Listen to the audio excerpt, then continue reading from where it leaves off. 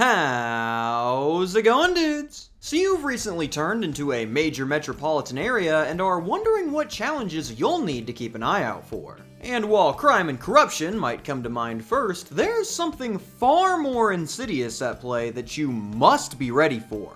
That's right, rats. Oh, look at me, I'm a silly little guy. I caused nearly $1 billion in property damage a year. Out of control rat populations can be found across many cities around the world. Mainly because unless you really commit to the issue like Alberta, the rats kinda just shrug off anything you throw at them. They are shockingly resilient. And no city knows this better than the gem of Lake Michigan, Chicago. This one's gonna require some background or else the game I'm about to talk about will make absolutely no sense, so strap in. To say Chicago has had issues in dealing with its rat problem is a bit of an understatement. They are such an ever-present force within the city that they actually earned Chicago the title of rattiest city in America. For 10 consecutive years. That's a gosh dang dynasty right there. The White Sox could never. This has been a real documented issue for the city since the 1940s, and they have tried a wide variety of solutions to try and combat this. Rat poison in the alleyways, dumping dry ice down their burrows, and even a new rat birth control program that did see some success in Boston, which of course the city is refusing to help pay for. I really like this article where they brought in a professional rodentologist and he's like, guys, if you just keep your homes clean and don't leave food sitting out, that'll solve a big part of the issue. And the whole city of Chicago goes, no. We're gonna suffocate them using dry ice. With the city of Chicago now infested with not only rats, but also various poisons, posters needed to be hung up in alleyways to alert people to the danger.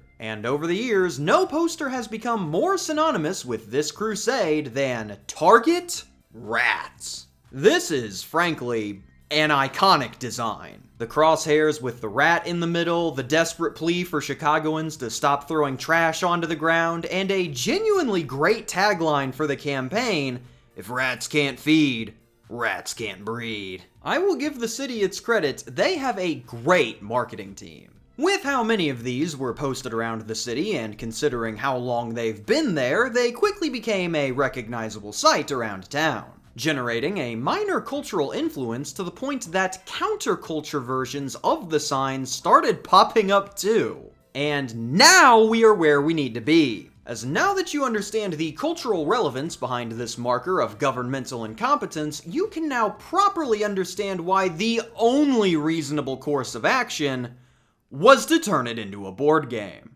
Target Rats, the board game. If rats can't feed, rats can't breed. Again, that is a dang good tagline. Target Rats was produced by the Chicago-based company Transit Tees, a private company that produces all kinds of Chicago-based products, but who is also an official manufacturer of Chicago Transit Authority products and apparel. What I'm saying here is that they've worked with the government before, and I really wish this was an official Bureau of Rodent Control product. That would have been hilarious. They never would have signed off on this though because of what you get up to in the game. You see, while this is based off of a call to action to get rid of those pesky rats, in this title you will be playing as those rats in order to feed, breed, and succeed. This is because history is written by the victors, and Chicago is absolutely losing this war. In Target Rats, you will be scavenging around the streets and underground of the Windy City and attempting to build up your rat family. As your power increases, you must face off against dangers both above and below the surface. And if you can survive and thrive, then you might have the opportunity to claim the title of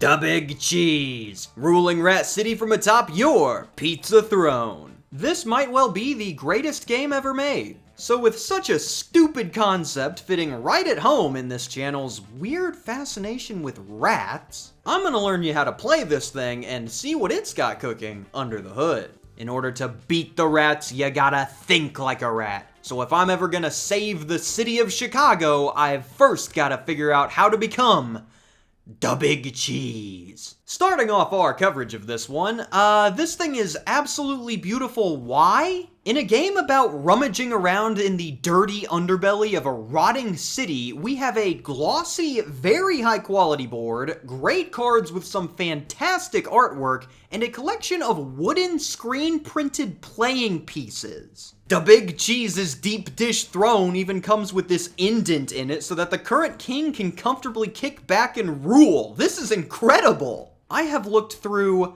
so much garbage that good component quality is genuinely blowing my mind. But shockingly good-looking rats aren't enough to win me over. What do you got going on in here? Well, the Hour of Rats begins with everybody in their home nest with 4 rats, all of them unfortunately unfed. For just 29 cents a day, you too could make this problem worse by feeding 700 Chicagoan rats. What you do on your turn is move up to 2 groups of rats around either the surface or the underground in order to scavenge for scraps, with your main goal being to get your rats fed so that they can make some babies. A group of 2 fed rats can either spend their turn making a nest that they can use later, or they can spend that turn breeding to spawn 2 new rats at any nest you control. So the gameplay progression here mainly goes scavenge, feed, breed, army, become the big cheese, win the game. However, if it was that easy, then any ol' schmuck could have solved this rat problem ages ago. So there are quite a few challenges that you'll need to keep in mind on your journey to the top. Each of the 2 levels come with their own scavenge decks and challenges, so let's start with the underground.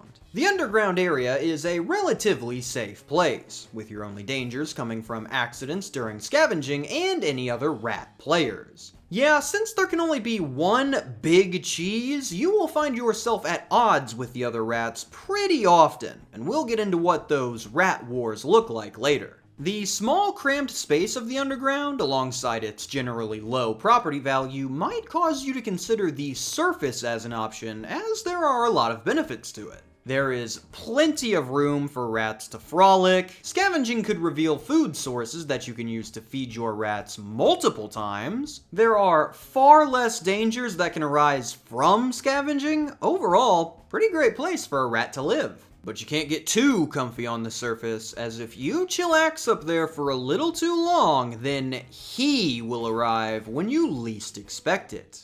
The bane to all of rat kind. The Exterminator.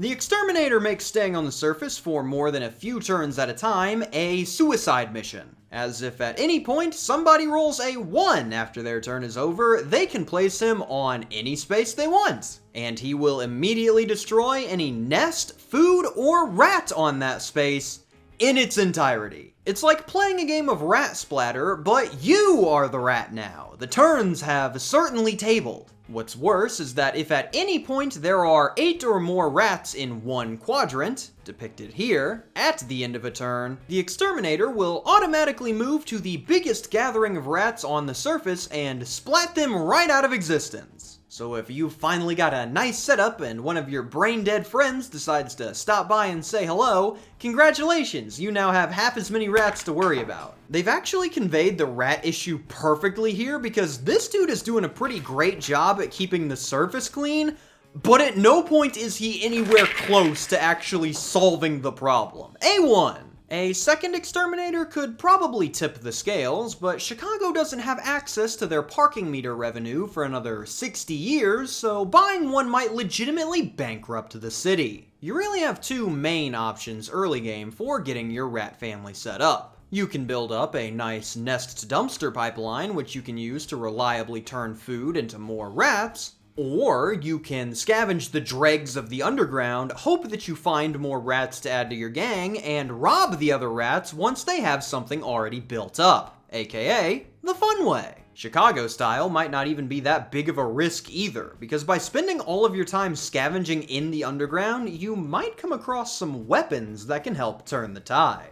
In addition to new rats and death, you can also find items while scavenging that come with effects that you can use once per round. And since these can't be stolen from you once acquired, it is vital that you get your hands on as many as possible. Some of the effects include auto-spawning a rat in your base every turn, turning you into a cannibal, allowing you to bribe a rat to join your side in a fight, or letting you survive an encounter with the exterminator once per round. Digging through the trash has never been more important than right now, as if you can get your hands on any of these, they will completely change the way you play the game. The perfume completely negates the need for food, as you will get a consistent stream of rats regardless. The cookbook turns you into a rat snowball, where every victory immediately earns you more rats. The Hazrat masks give you surface access that nobody else can come close to matching, and the earring makes you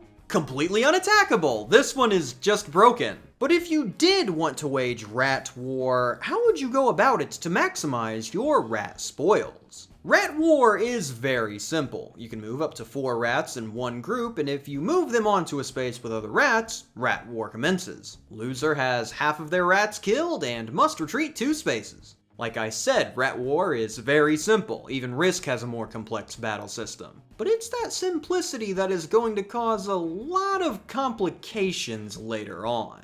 As for now though, you've got the gist for what the Chicago Rat game has on offer. So let's get into more of what this bad boy really is, a tale of 2 halves. Within this box, you will be playing 2 completely different games. And as you might have expected, it all revolves around the one and only Da Big Cheese. The first half of the game will see dozens upon dozens of rats die horribly as they attempt in vain to build anything worthwhile before their life is snuffed out. Very encouraging. This has got to be one of the most unforgiving starts to a board game out there. If one single thing goes wrong, you are starting over. Let me take you through an actual situation that occurred in the test game that was run for this, and you'll see what I mean. Through a combination of unlucky draws and thorough extermination, the white rats are absolutely running away with the game with a nest, 7 rats, and a food dumpster right next to their main nest.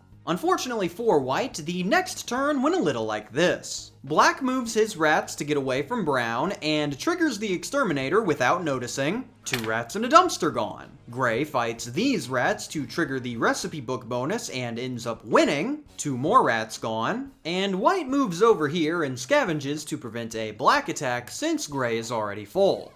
Kill 2 more rats. So white has gone from having by far the most rats and a perfect setup to having 1 total rat and 1 useless nest in 1 turn. He didn't even do anything wrong, it just happened. However, you are incentivized to get a nest or 2 put down quickly, as these are going to help you be able to take a shot at becoming Da Big Cheese. In order to claim the initial power vacuum, you need to go in there with a rat and roll a 1 on a die to take the throne. If you are unable to roll that 1, the rat is immediately destroyed. What, you think any rat can just become Da Big Cheese? You gotta be worthy. You gotta be a different animal and the same beast. Every nest you control adds another die you can roll, and if any of those manages to hit the 1, then that rat officially becomes Da Big Cheese. And as soon as someone sits atop that deep dish throne,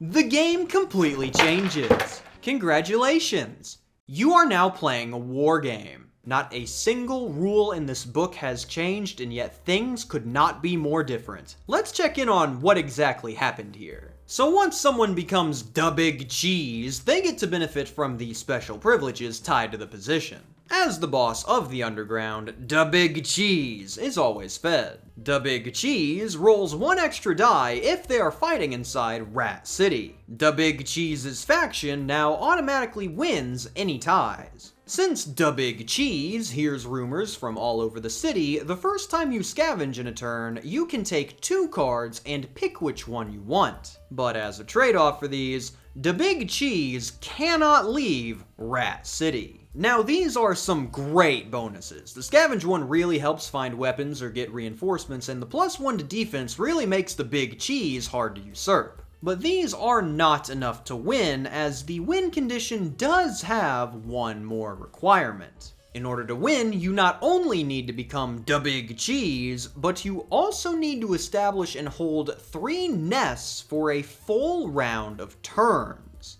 This is unbelievably difficult to do. Now, you likely already have some nests under your belt, which you use to help take the throne. But in order to prevent someone from walking in there and immediately usurping you, you likely had to bring in a bunch of your rats for some added protection. And hate to say it, but if you did get 3 nests built and set up in a way that they are well guarded, then somebody else is already da big cheese. Now, you can have up to 8 rats in Rat City to protect the throne, and you'll want to max that out so you don't lose those bonuses. If somebody else marches in with 8 rats of their own, you'll want to have that 1 die advantage thanks to the crown. The problem is, you have a maximum of 12 total rats on the board. So that leaves you with just 4 rats to feed, breed, build, and defend 3 different nests from all of the other players. Not happening.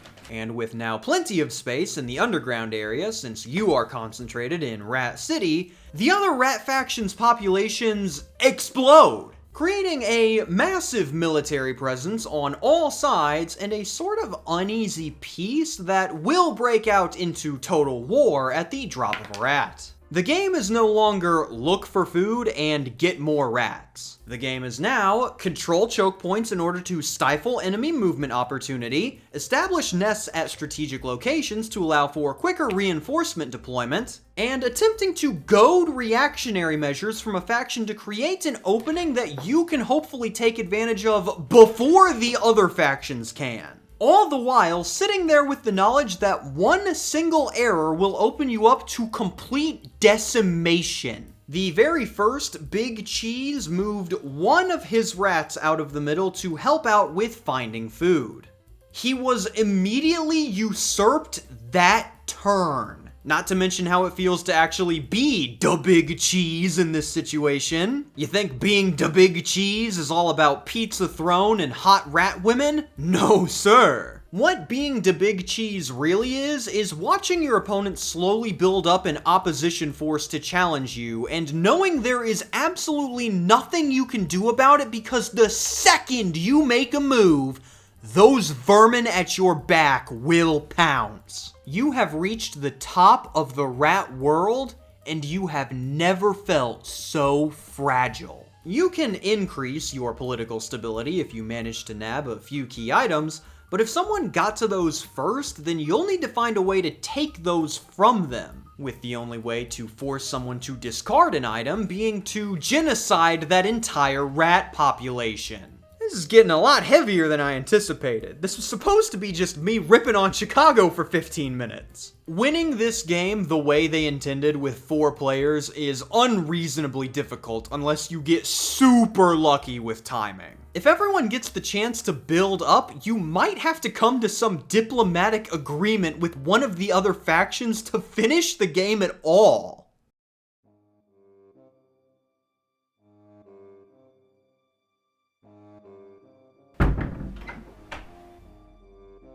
Da Big Cheese requested my presence. That I did. You've proven yourself quite effective at maneuvering your little troops to hamper our operations, and frankly, I am impressed. I also believe you would make a very powerful ally. I've noticed you and the other factions assembling troops at the city's border, and they are causing quite the kerfuffle. Of course, with the other 2 mainly just coasting off the coattails of your massive successes. Unfortunately, at the end of this quagmire, there is no guarantee that you will have anything to bring home to your people. Power vacuum will cause a bloody fight, and with the other 2 well rested from not having to do nearly as much to get to this position, well, they will do anything just like you or I would. And I would hate to see such talent wasted and manipulated by nefarious actors. Get to the point. My point is, I want to give you and your rats an out. You'll see here, your occupation of this point has made it nearly impossible for us to nest underground safely. However, I offer you a deal. March these troops over to engage this gray defensive line while simultaneously engaging the browns from over here. At a shock, they will overcommit to the surprise offensive, assuming us to remain inactive. Then we engage in a pincer to finish the underprepared back line. Any survivors will be pushed to the surface, where they will be swiftly dealt with.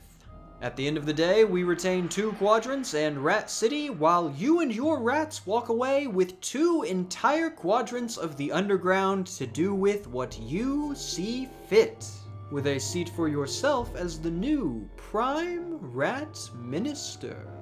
What do you say?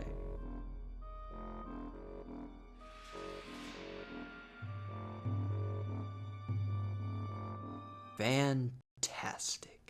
And I guess that's Target Rats! Chicago! Final thoughts? The rulebook is terrible. You will be making ruling mistakes throughout the game, and if you want to have fun, do a different win condition. Make it to like where you have to spend 10 turns as the big cheese or something, and you should be fine. They are still currently selling this one, so if you want some of this hot rat action for yourself, I will link that below. Just make sure that you are prepared for a surprising amount of rat diplomacy. To send us off right, please put your least favorite thing about the city of Chicago in the comments below. And if you've never been there, just make something up! Because I guarantee you can't come up with anything weirder than the ex-mayor hosting a debate against 2 live rats and then winning his job back. Rats in Politics, a Chicago classic. Signing off for The Rat with Raz, I am KamSandwich. Thank you for watching and have a fan-tastic day. A special thank you to my suppliers, staff, and chefs over at the deli, as well as the media preservers helping me get these rare games ported for the public to enjoy. If you'd like to join the crew, you can take a look using the link in the description below.